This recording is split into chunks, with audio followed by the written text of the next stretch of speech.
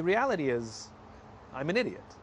Like, and I'm not being flip about it. Like, I don't understand very complicated things, and so I ask a lot of questions, so that the person who's telling me something complicated, who's talking in terms as if I understand them, finance or neuroscience, I don't know what you're talking about, and I ask enough questions just so that I understand it.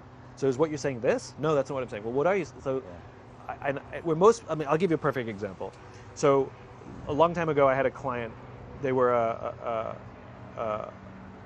public company, and they brought me on to do some work for them. But they invited me to sit in on a meeting from the consultant that they had hired.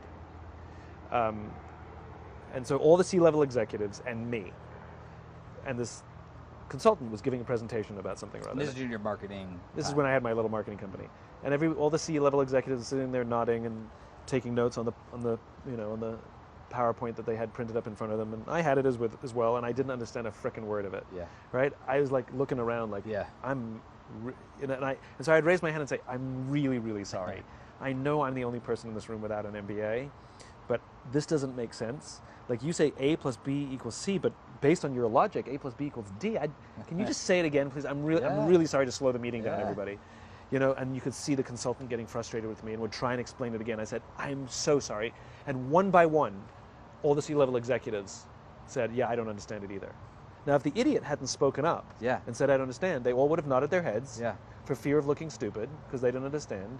And they would have paid a lot of money for a document they didn't understand, and they would never have used it and would have sat on a shelf.